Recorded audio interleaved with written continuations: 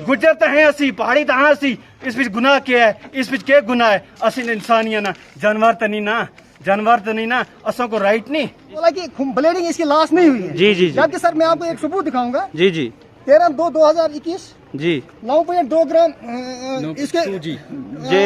इसके खून present body में थे बिफोर डिलीवरी। जी सर जिस वक्त डिलीवरी हो रही है सर जी डिलीवरी के वक्त 5.8 रहता है इसके पास खून। जी अब मुझे बताओ सर इससे और एडवांस क्या चाहिए। हम SOPs को फॉलो करेंगे, लेकिन ये डॉक्टरों की लापरवाही की वजह से हमारे साथ हमारी बहन इस टाइम हमारी बेटी चली गई है इस टाइम, फिर हमारे साथ आज हो गए 5 दिन कोई भी इंसाफ नहीं हुआ, हमारे साथ कोई बात नहीं कर रहा है कि हम इनको पूछेंगे इनको क्या हुआ। ये मीडिया वहाँ पे आई, फर्स्ट में आप लोगों का शुक्रगुजार हूँ, आज तक कश्मीर क्राउन या कुपवारा का कितना भी मीडिया है वहाँ कोई नहीं आया, आपका शुक्रगुजार हूँ। आप वहाँ फाफलिंग एरिया में जो वहाँ पे नेटवर्क नहीं है, कोई रोड का पक्का सिस्टम नहीं है जहाँ पे ये रहते हैं, हमारे को ये समझते हैं कि ये गुज्जर है, इनको कोई पता नहीं है, इनको कुछ नहीं है, हर हमेशा हमारे को गुज्जर की तरह ट्रीट किया जाता है।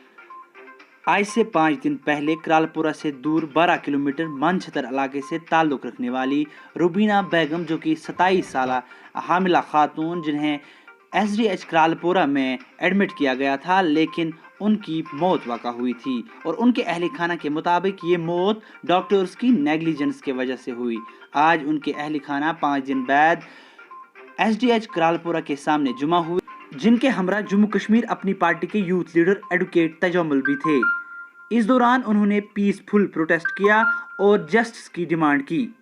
प्रोटेस्ट के दौरान एडवोकेट तजम्मुल ने मीडिया से बात करते हुए कहा कि माना कि हम गुजर लोग हैं, लेकिन हमारी जान इतनी सस्ती नहीं है और मुझे चाहे गवर्नर ऑफिस तक की भी क्यों ना जाना पड़े, लेकिन इस केस की मैं पूरी तरह से इन्वेस्टिगेशन कराऊंगा। वहाँ पर मौजूद मानछतर के सरपंच आशिक हुसैन भी मौजूद थे और उन्होंने भी मीडिया से बात की।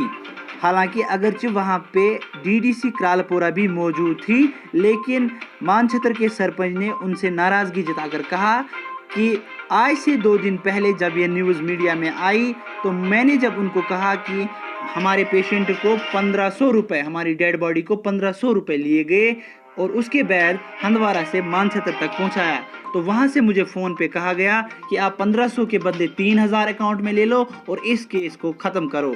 यहाँ ये बात याद रखना बहुत ज़रूरी है कि आज से 2 दिन पहले जब कश्मीर ऑप्टिमिस्ट की टीम ने BMO करालपुरा से कांटेक्ट किया तो उन्होंने हमें बताया कि पेशेंट को किसी तरह की ब्लीडिंग नहीं हुई, लेकिन आज हमने जब OPD टिकट्स देखी तो पेशेंट को बिफोर डिलीवरी जो है 9 पॉइंट्स खून है, आफ्टर डिलीवरी जो है 4.6 खून दिखा रहे हैं। इसका मतलब साफ तौर ये है कि पेशेंट को एक्सेस ब्लीडिंग हुई है।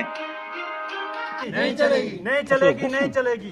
सुबह 10 बजे इस पेशेंट को हॉस्पिटल लाया जाता है और फार फ्लंग एरिया से आते हैं, मानछतर से आते हैं ये लोग, सुबह 10 बजे हॉस्पिटल में पहुंचते हैं और इनको डॉक्टर्स कहते हैं इस औरत को लेबर पेन हो रहा है और डॉक्टर्स इसके हस्बैंड को इम्तियाज भाई खड़े हो जाओ भाई, इम्तियाज भाई को कहते हैं कि आप बाहर इसको घुमाइए, तब तक इसका कोई केयर नहीं किया जाता है। पेशेंट का इसलिए केयर नहीं किया जाता है कि ये लोग ये फारफ्लिंग एरिया से ये गुजर लोग हैं, ये माइनॉरिटी क्लास के लोग हैं, ये गुंगे हैं, they treat them like kettles and like animals. इन्होंने उनको कहा आप बैठो बाहर, अपने इस हस्बैंड इसके रुबीना जी के हस्बैंड को कहा इम्तियाज भाई को आप बाहर बैठो, और 2 बजे इसकी डिलीवरी होती है। नॉर्मल डिलीवरी के बाद क्या होता है 2 बजे के बाद 4:30 बजे तक पेशेंट की ब्लीडिंग होती है और ब्लीडिंग हो रही है पेशेंट की। इनके हस्बैंड का कहना है इम्तियाज भाई का कि मैंने डॉक्टर से कहा मेरे पेशेंट को रेफर करो मेरे पेशेंट को हंदवारा, ये क्रिटिकल है।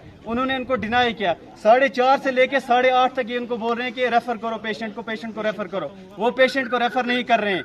एम्बुलेंस वहाँ पे 2 अवेलेबल थी, इनको एम्बुलेंस भी प्रोवाइड नहीं की गई। जाके हमारे लॉ में मेंशन है, JSSY स्कीम है, 2011 में लाई गई ये स्कीम कि एम्बुलेंस प्रोवाइड की जाएगी for the pregnant ladies, for the babies, free of cost, कोई अमाउंट किसी को चार्ज नहीं किया जाएगा। इनसे पेशेंट के घर वालों से उसकी डेड बॉडी से पहले 1500 रुपया लिया जाता है और फिर इस पेशेंट को गाड़ी से उतारा जाता है। Shame on administration, shame. आगे के सरपंच है, आपने इससे पहले भी मीडिया से बात की है, तो यहाँ आने का गर्ज क्या था? सर हमारा मकसद है पिछले 5 दिनों से हम वेट कर रहे हैं, शायद कोई ये मेडिकल टीम हमारे पास पहुंचेगी, हाँ हमें मुतमिम करेगी भाई इसकी डेथ किस तरह हुई। लेकिन पिछले 5 दिनों से हमारे साथ किसी ने राब्ता नहीं किया, हमारे तरफ देखा भी नहीं। सर मैं इस वक्त भी कह रहा हूँ, मुझे बहुत अफसोस हो रहा है, जिस वक्त ये डेड बॉडी वहाँ से वापस लाई गई और उस एम्बुलेंस वाले ने 1500 रुपया हमारे से लिया है, जबकि गवर्नमेंट दावा कर रही है कि भाई आपको एम्बुलेंस मुफ्त मिलेगा। इसके बावजूद सर मैंने सुना है कल ही कि कुछ शायद भीमू साहब बोल रहा था कि भाई इसकी ये डेथ हो गई है, इसको था ये क्या बोलते हैं इसको स्वेटिंग वगैरह अनकॉन्शियस हो गई थी, उसके बाद उसकी डेथ हुई है। हाँ सर जी उसने बोला इसने गलत नहीं किया होगा, हम माफ कर देंगे, लेकिन ओपनली इन्वेस्टिगेशन इसकी होनी चाहिए। क्या अभी तक डीसी साहब की तरफ से कोई इन्फॉर्मेशन आपको दी गई है इस केस के मुतालिक या किसी और इन्वेस्टिगेशन डिपार्टमेंट की तरफ से? सर मैं बोलता हूँ कि हेल्थ डिपार्टमेंट की तरफ से हमारे पास कोई नहीं आया, किसी ने हमारे साथ रब्ता नहीं किया। सर हम चाहते हैं कि हमें इंसाफ चाहिए, हमें सिर्फ इंसाफ चाहिए। एक यहाँ इंसाफ नहीं मिला, मैं वादा करता हूँ मैं एलजी दफ्तर के सामने धरना दे दूंगा, ये मेरा वादा है, अगर यहाँ हमें इंसाफ नहीं मिला। रुबीना के साथ डील को आप क्या है आप? मैं वहाँ का वार्ड मेंबर हूँ सर।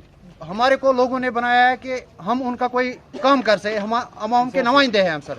लेकिन आज हमारे को वहाँ 3 गाँव है, वो फाफलिंग एरिया है, 3 गाँव है, वहाँ पे तमाम लोग बोल रहे थे हम इस बच्ची के लिए इंसाफ के लिए हम कुपवारा तक धरना देने के लिए जाए, लेकिन हमने एसओपीज का पालन करते हुए हमने बोला उनको नहीं, आप नहीं जा सकते, हम टोटल पंचायत के मेंबर साथ जाए और इनकी फैमिली यहाँ पे आए। यहाँ भी हम यही सोचते हैं कि हम पहले यहाँ कोविड का मसला चल रहा है, हम एसओपीज को फॉलो करेंगे, लेकिन ये डॉक्टरों की लापरवाही की वजह से हमारे साथ हमारी बहन इस टाइम, हमारी बेटी चली गई है इस टाइम, फिर हमारे साथ आज हो गए 5 दिन, कोई भी इंसाफ नहीं हुआ, हमारे साथ कोई बात नहीं कर रहा है कि हम इनको पूछेंगे इनको क्या हुआ। ये मीडिया वहाँ पे आई, फर्स्ट में आप लोगों का शुक्रगुजार हूँ, आज तक कश्मीर क्राउन है या कुपवारा का कितना भी मीडिया है वहाँ कोई नहीं आया, आपका शुक्रगुजार हूँ। आप वहाँ फाफलिंग एरिया में जो वहाँ पे नेटवर्क नहीं है, कोई रोड का पक्का सिस्टम नहीं है, जहाँ पे ये रहते हैं, हमारे को ये समझते हैं कि ये गुज्जर है, इनको कोई पता नहीं है, इनको कुछ नहीं है, हर हमेशा हमारे को गुज्जर की तरह ट्रीट किया जाता है।